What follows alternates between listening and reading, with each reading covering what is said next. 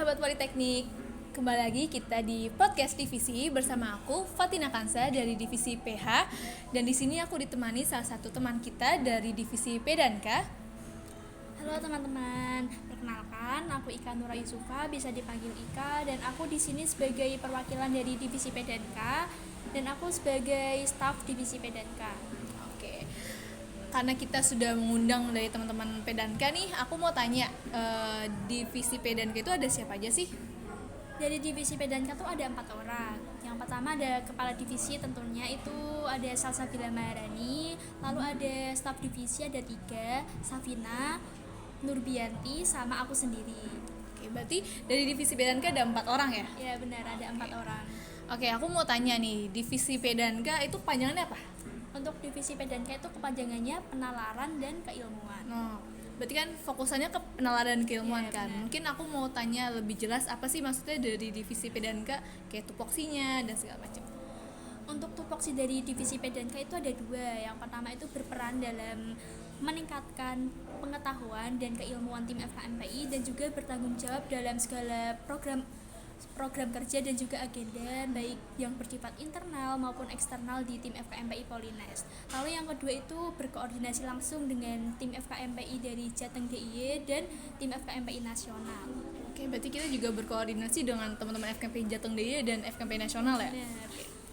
Oke, ini kan kita udah tahu nih tupoksi dari divisi P dan K. Mungkin divisi P dan K pasti punya proker dan agenda kan ya. Mungkin bisa di-spill, nggak usah banyak nih, maksudnya spill dikit-dikit aja nih. Divisi P dan K tuh ada apa aja sih proker agendanya? Oke, untuk divisi P dan K itu ada 5 proker dan agenda yang dibagi jadi 3 agenda dan juga 2 proker. Untuk 3 agenda ini ada pelatihan sidang, pelatihan desain, dan webinar. Dan yang kedua itu ada proker TOT atau training of trainer dan sumbu pijar. Nah, untuk proker yang lumayan besar tuh TOT sama sumbu pijar, karena kita tuh mengundang dari eksternal dari tim FKMPI Polines. Oke, yang udah berjalan akhir-akhir ini tuh apa sih dari divisi P dan K prokernya? Alhamdulillah untuk saat ini tuh dari 5 proker dan agenda dari divisi P dan K itu udah 4 proker dan agenda yang udah berjalan. 4 proker agenda. Berarti udah, karena kita udah setengah periode juga ya, berarti kan kita menunggu proker selanjutnya ya. Oke, ini mungkin karena kita udah mengenal proker agendanya dari divisi P dan K, aku mau tanya nih, pastinya kalau kamu sudah terpilih di divisi P dan K, kamu sudah mengalami berbagai macam hal ya di divisi P dan K sendiri. Nah, keseruan apa sih yang udah kamu rasain di divisi P dan K ini? Untuk keseruan yang aku rasain tuh mungkin untuk proker yang aku pegang sendiri ya, TOT. Nah, untuk TOT sendiri tuh lumayan hektik banget lah, soalnya untuk tamu undangan dan juga pembicaranya tuh termasuk kayak orang-orang penting juga di Polines lah. Untuk pembicaranya tuh dari Kajur. Nah, tahu sendiri kan kalau untuk menghubungi Kajur kan harus bagaimana gitu. Terus juga untuk pesertanya sendiri tuh dari Orda. Jadi kita tuh dapat banyak relasi dari organisasi daerah yang ada di Polines. Berarti kita di proker itu tuh ada apa ya, kita mengundang dari dari Kajur yang pastinya narasumber yang itu ya berbobot sekali gitu ya. Oke, mungkin selanjutnya apa sih perjalanan P dan K ini yang udah kamu temui, kayak kendalanya, terus solusi kalian sudah memecahkan secara bersama tuh apa aja sih? Ya mungkin itu sih, dari kendala-kendala yang pertama tuh mungkin kayak ada inovasi baru yang dari webinar itu. Kan itu kan kayak kita peralihan dari dari online ke offline gitu. Mungkin kita dikit kaget ya. Iya. Dari angkatan sebelumnya juga kan semua proker dan agendanya kan terjalankan secara online. Nah, untuk tahun ini kayak tiba-tiba kita menjalankan proker secara offline semua gitu. Terus untuk webinar mungkin kayak kita belum ada pengalaman, dari tahun sebelumnya juga belum ada pengalaman. Jadi kita kayak lebih mempelajari itulah sendiri gitu. Ya, berarti itu kemarin tuh jadi PR juga ya buat mungkin buat periode selanjutnya gitu ya, buat inovasi yang baru ini ya, webinar itu ya.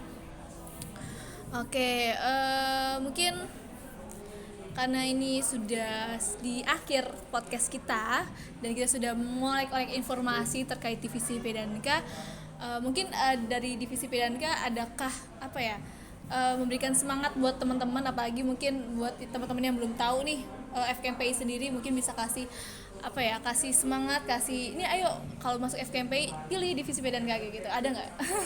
Ya mungkin untuk itu sih, untuk satim-satim ya, terutama untuk satim-satim yang akan masuk ke dalam tim FKMPI, mungkin tetap semangat dalam menjalankan berbagai proses regenerasi kalian. Terus juga jangan lupa pilih PDNK, karena untuk divisi PDNK itu sangat asik dan juga seru.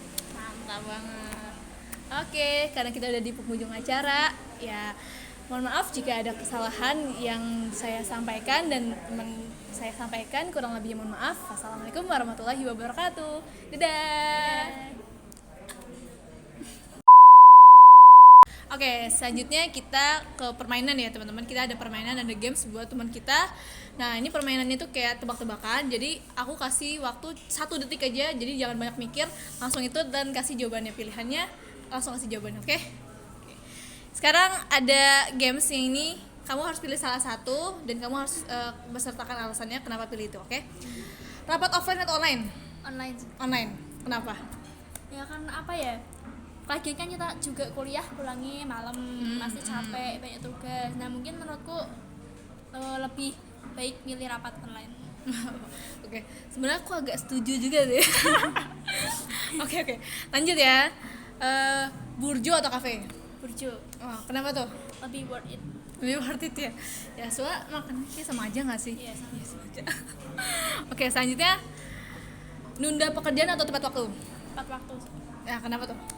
Kan karena ada deadline, terus juga biasanya ditagih gitu kan. Kalau misal nunda pasti nanti akhir-akhirnya pasti akan kayak susah gitu loh.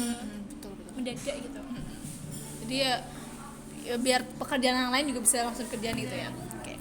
Selanjutnya ini biasanya yang dilakukan sama teman-teman organisasi, yaitu danusan atau galang dana. Danusan.